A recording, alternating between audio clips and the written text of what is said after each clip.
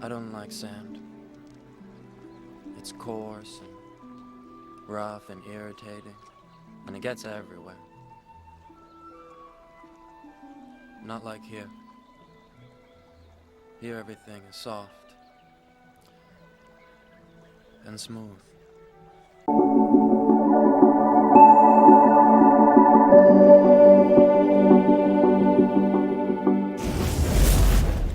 Hey, howdy, hey, awesome people of the internet, Wolfman47 here.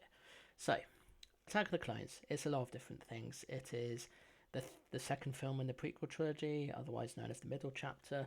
It's also a film that didn't do very well. It can be seen as a video game, it can be seen as all sorts of different things. And, despite the name of this video, yeah, it's already a war epic as it is. Yeah, obviously it's sci-fi, space opera, whatever you want to call it. But yeah, it's already a war epic. And to be honest, if it was like a traditional war epic film, it would play out exactly as it is. Just all the everything just playing as it was. But obviously the clone aspect would be removed and it would be replaced by something else because that is what it is. It's basically a film that's trying to make out that there are these things called the clones, there's the Clone Wars, everything happens, blah blah blah, fighting, and all that stuff. so, so yeah, I was wondering whether I should do this video or not when I was reading this, but then I thought actually no, I should still do it um, because Attack of the Clones is probably the worst prequel film out there. Like, Phantom Menace has a lot of problems, but there is a lot of good stuff with it. Attack of the Clones, on the other hand, it feels like there's a lot more hate for this film than there is for Phantom Menace, and it's sad because it's eyes itself up to be one of the biggest and best Star Wars stories there is. It's just unfortunate that it ended up becoming what it was, just an attempt by George Lucas to establish another actor to play Anakin Skywalker, who's very much this moody teenager who hates sand, and the rest of the lines. And overall, it's just trying to be one thing, but just fails in almost every way. But at least it gets people hyped for Attack of the Clones. It at least gives us a great Count Dooku in the form of the late Christopher Lee, may rest in peace, and also Yoda for the first time actually fighting. So has a few good things about it, but obviously it's otherwise not a very good film overall. It's pretty bland and so forth, and questionably, I believe it did win some awards, but I don't know. But yeah, it is what it is. I was trying to think how else to fill up the time, but yeah, yeah. I still like Star Wars despite how Disney have been treating it late as of late. Not really seen much to do with Star Wars since it started, but yeah, it's still mixed bag. But yeah, and overall, Attack of the Clones, I will, if I've already done a review of it, then I will obviously do a review of it if I haven't or whatever. But yeah, it's a pretty bad film.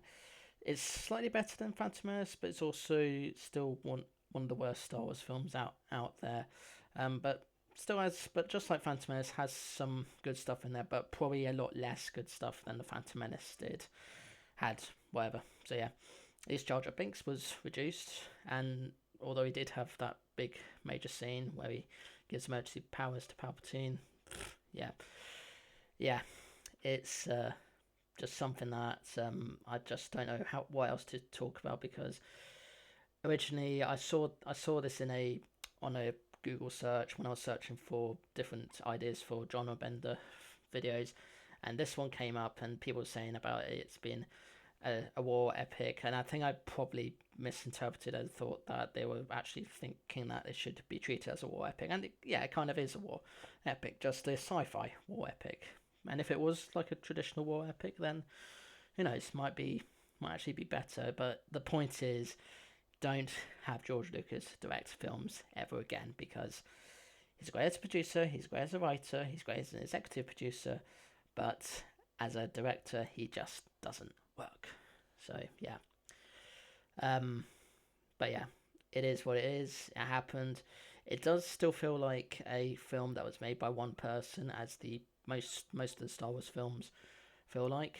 So yeah, but yeah, that's what I think about Attack of the Clones, as if it was an actual traditional war epic. Obviously, it is a war epic, as I keep saying, but as a traditional war epic, yeah, could work. Would be treated very differently and probably acted better and and all the other stuff as well. And those films, the prequels, have not aged well at all because they were created looking like video games, and George Lucas failed to get practical effects into place, which is the reason why later films they have more practical effects, or I like to think they have more practical effects than cheap ass CGI. And so yeah, it is what it is. But yeah, that's what I think about Attack of the Clones as a war epic, a traditional war epic. Draw your own conclusions in the comments below if you think I'm talking nonsense or if you think it should happen or whatever. Love to hear what you think. But other than that, thanks so much for watching. Like, share, comment, and subscribe if you can, please.